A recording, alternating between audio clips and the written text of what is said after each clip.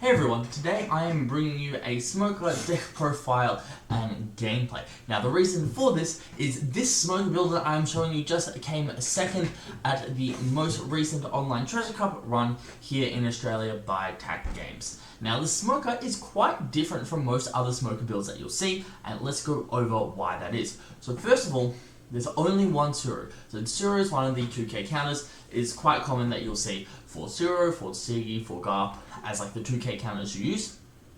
But we only have one Zoro this time, and the main reason for that is we are running other ways to reduce the cost. So Zoro is not needed as much, and Tashigi can be repeated if they don't attack it into Tashigi, and because we have so many more ways to reduce cost, Garps when attacking is actually very valuable, so we do like to play Garp occasionally.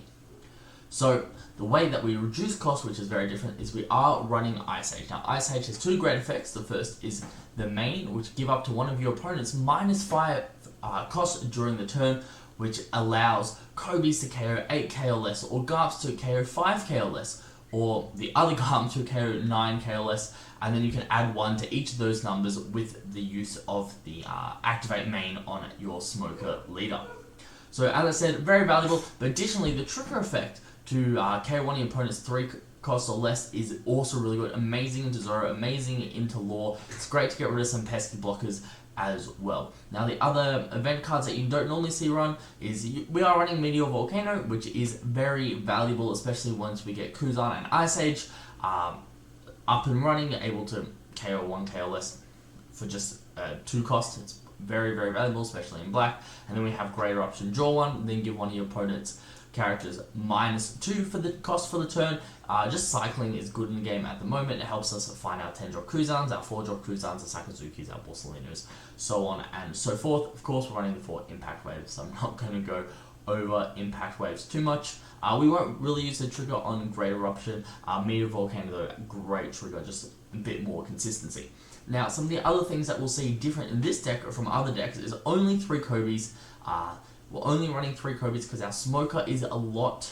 Now, mind you, I'm saying this is just the reasons why I think we're running these cards. So, 3 Kobes, we're running 1 less Kobe than normal. Garp is used a lot more to be able to KO stuff.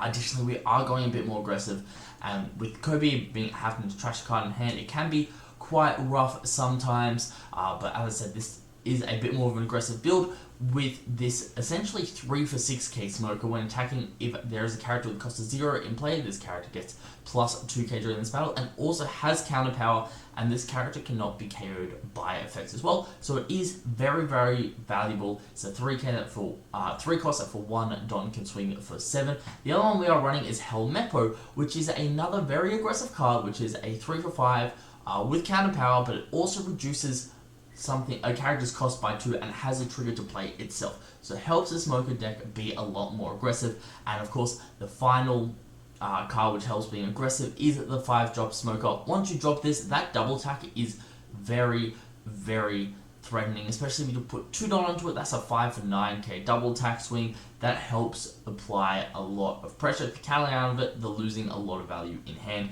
The other card we are running is the Monkey D. Garp, and it essentially is a pseudo blocker. If they're attacking to this, they're attacking to a 6k instead of a 5k, and it being able to carry something every turn just by resting it is definitely very valuable. And then if you want to decide to swing with it one turn, you most certainly can. So anyway, that's the deck. You still are running a lot of cards that you're used to running: the 4-drop Kuzan, 6-drop Sakazuki, 4-drop Borsalino, 10-drop Kuzan. You got your blockers. So it does have a lot of the normal cards that we do see in Smoker, but it is also quite unique. Anyway, that's the deck. Let's go into some games. Hey everyone, and we are into a game. We are up against Newgate, and Black has its amazing curve going second, and additionally we are playing against Newgate, so we definitely want to go second. With this hand though, I don't really want to keep any of this. Being able to apply a lot of pressure with Smoker is great early on. Sakazuki is great early on, but we have that curve for turn 3, but we don't have a curve for turn 2. So we're going to mulligan. Not much better, but look, it does give us a couple of options, which is fine by me. Alrighty, so this is going to be a Whitebeard version of the deck.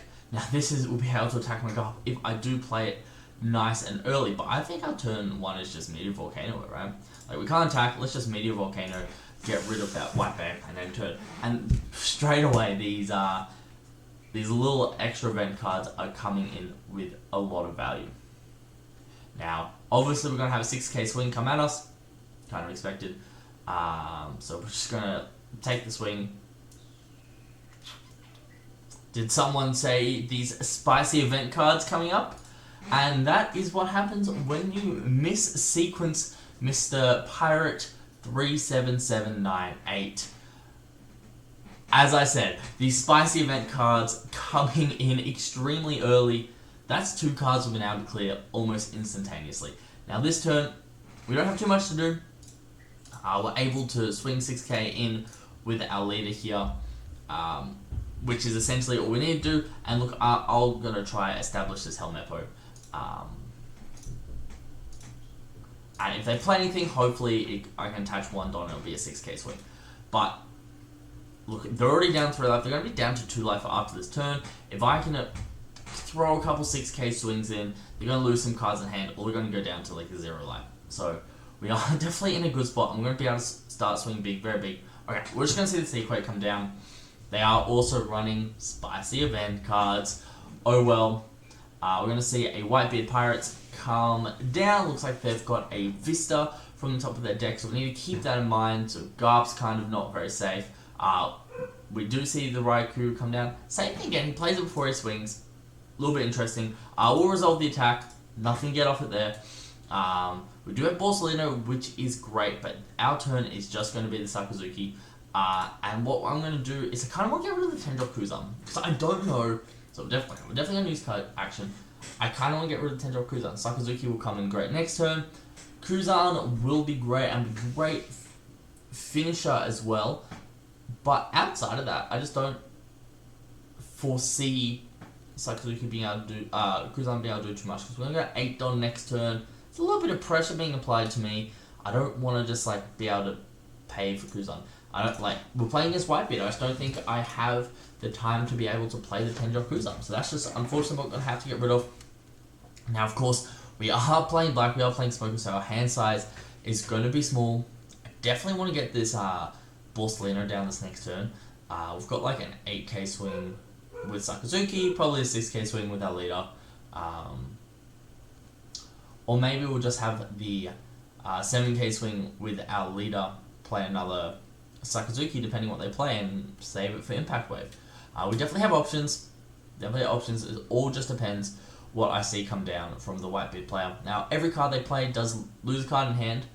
They're going to use a 5k rush straight up, which kind of sucks, because we're going to have to use 2k to get out of it. But I definitely think it's worth it, because I don't want to be taking like shitty 5k swings, right? And like even this one, I have cards I'm happy to play this next turn. Like, I mean, Sakazuki, getting rid of Sakazuki, but what, we got 8 Don, 4, so we can attach 1 there, attach 1 here. Let's attach 1 here. And look, I am just going to do that. I forget it's not on swing, it is an activate main. To do this, we're just going to swing 6k into a 4k. If he wants to get rid of it, that's 2 cards out of his hand. Or it's a guard point. Okay. Look. He's going to take it at the end of this next turn. Because he's playing the Whitebeard version, right? Which doesn't play the big 9-drop Whitebeard. So he should have no way to keep his life this last turn. He was on 9 Don, so he could play it, which would be super scary. But also at the same time, it's not. So I don't know what's going to happen. We'll see. We'll see. Cool. We see the Rush Ace come down, which pretty much means I don't have it.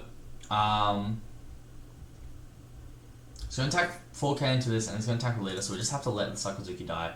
Now, it's very important to know, next time we're definitely killing this ace. I'm going to have to take this. No, we're not going to take this leader, so we're going to Impact Wave. And we essentially just want to say to him, you don't have enough swings next turn to kill me, right? And he once again, look, I do feel bad because he does keep missing. He's playing stuff before swinging, which definitely isn't what you're meant to be doing. But look, it is what it is. We could potentially play everything this turn. We'll attach 1 Don, use leader effect to minus out a cost. This is a 6k swing. I'm just going to swing 6k, gets a card out of his hand, doesn't do much else. We're gonna use Sakazuki. Oh, we're still not. We still can't do it. No, that's. Yeah, his cost is still one more. But I'm still on such high life. Like, I can swing 8k into lead if I wanted to. You know what? What we're gonna do? We're actually just gonna swing 6k into lead. Because this gets the card over the sand. He's not killing me this next turn. Right? Even Borsalino is such a good blocker. We don't need it to block. And we do just have Rosinante who's able to block this next turn.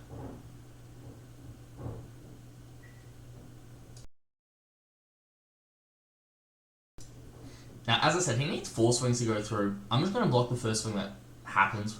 And I've got 2 swings to get 6 cards out of his hands. So if any of them are dead, that's 5 cards out of hand. Okay, see the 9 drop come down. He's going to swing twice into this. Look, we're just going to block and force the other swing to come into it as well. That's fine by me. No blocks, resolve attack. Alright. Once again, though, he's not killing me. Right? Like, he's not killing me.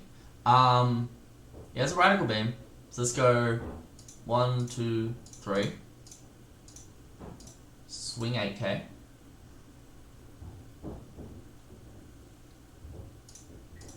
Attach.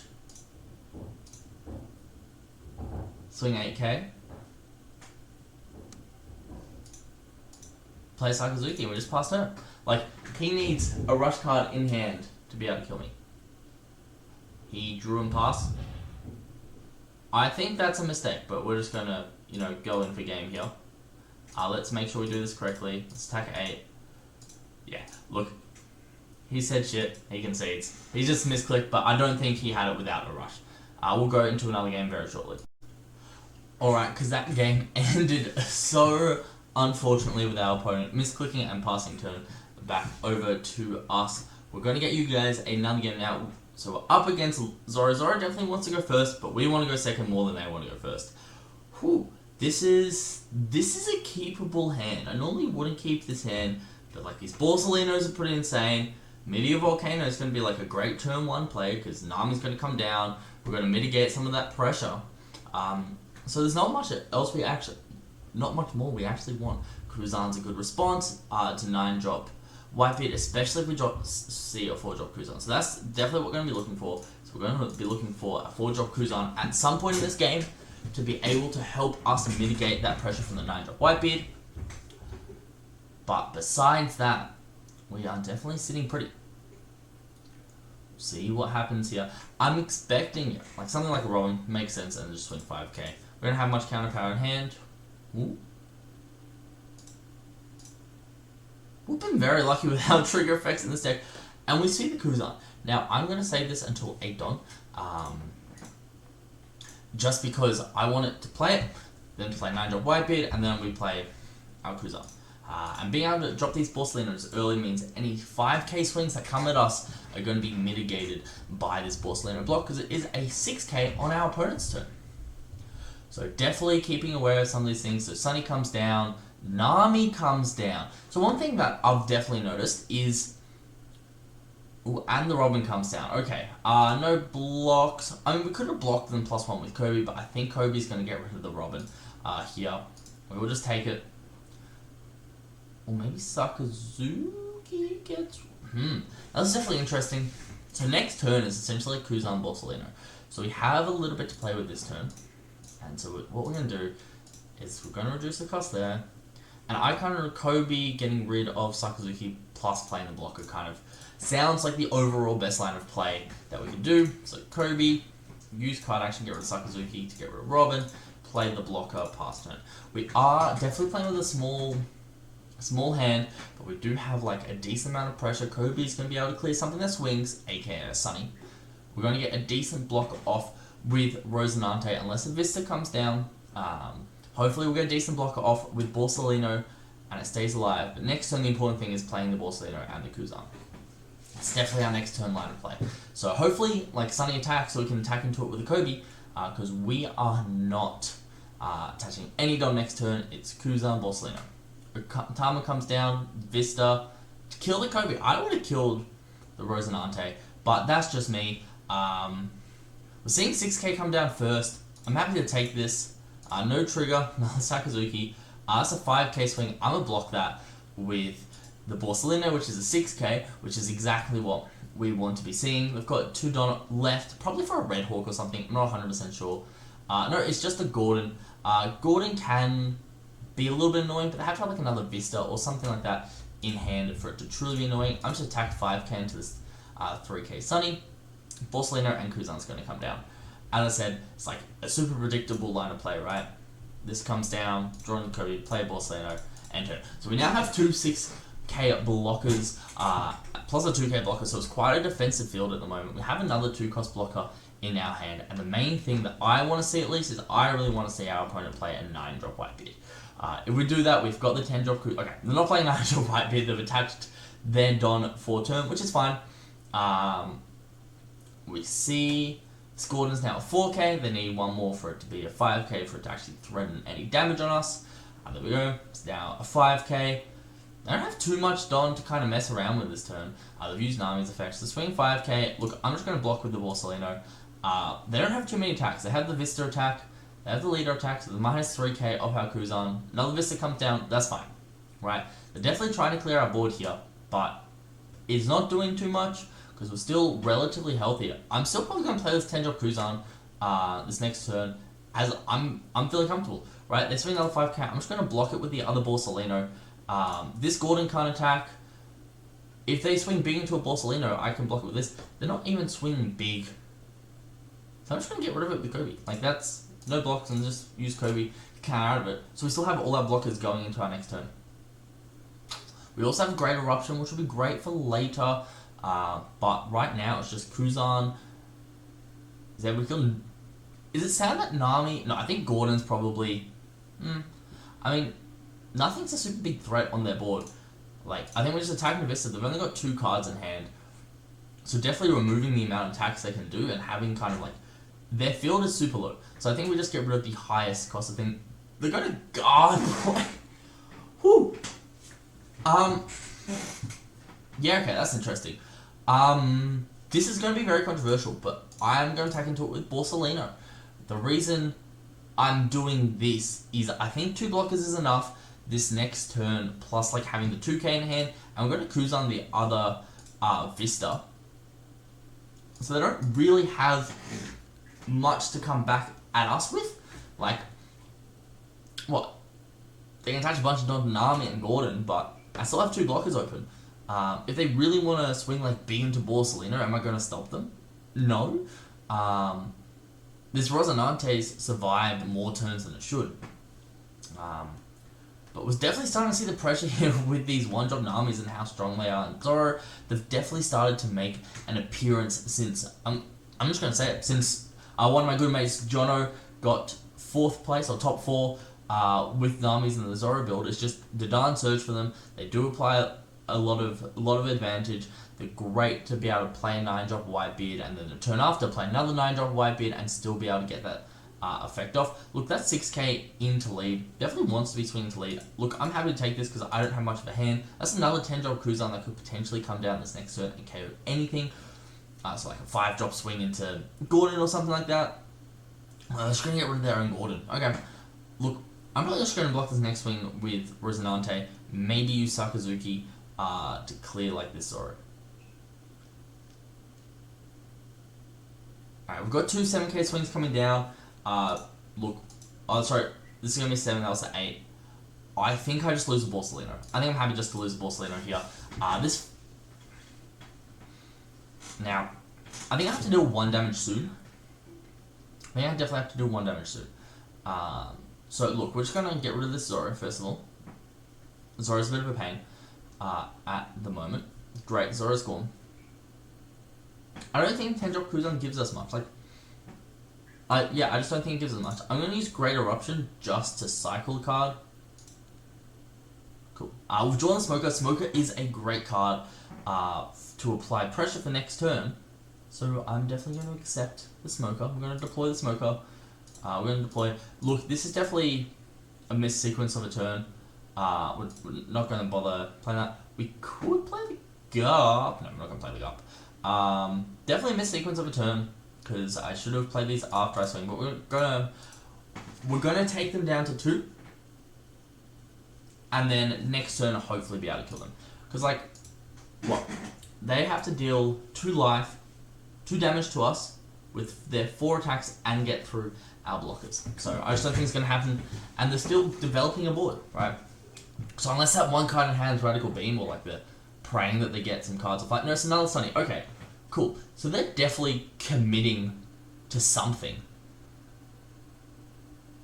I don't know what that something is, but they're committing to something. It's a 6k swing at face. Look, we're not going to block it. We're giving them a Tashigi. 7k swing. Sure.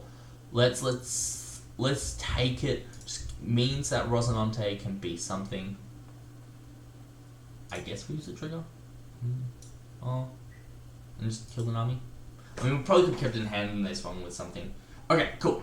So, couple things. When attacking, Smoker's going to get power. So, first thing I want to do is I want to attack with 5k because this is guaranteed damage, right? This 5k, guaranteed damage. So they're going to have to take it. Cool. Then we're going to attach 1 Don to Smoker. We're going to attack with Smoker. So it is a 7k now, which means Jet Pistol's not going to affect it. Cool. They've taken it. And now we can just swing with the blocker for game. Very good. 11k swing with the blocker. I always like swinging blockers for games. But there you go. That is our game against Zoro. All we had to do there is we just controlled their board until they didn't have a board. We were very lucky early on to get a bunch of blockers. Borsalinos were able to defend off a couple of 5k swings, so we didn't take that pressure to the face. We got a couple of good triggers, which is exactly what this Smoker deck is great for. It runs 8 valuable triggers in the deck. 8? Yeah. 8 valuable triggers. I don't really count discarding card from hand valuable, but against Zoro is honestly pretty valuable. So yeah, we've got 6 triggers that KO something, so they're definitely bound to happen, right? You're probably going to get 1 a game on average, a bit less. 1 every 2 games on average, you'll get something that KOs, which is very valuable. And worst comes to worst, those cards come to hand, and they are quite good cards in hand. As you did see, we did plan that for them to, if they wanted to play 9-drop Whitebeard, their Whitebeard was going to die, and they did play around it, but not because they had the 9-drop Whitebeard, right? They did kill our 4-drop Kuzan, but that didn't matter because it means they didn't play 9-drop Whitebeard. So all in all, Smoker's a really good deck in this format, and I really like this unique version of it, and I hope you guys enjoyed the video as well. If you did, make sure you like, comment, and subscribe down below, and I will catch you guys in the next video.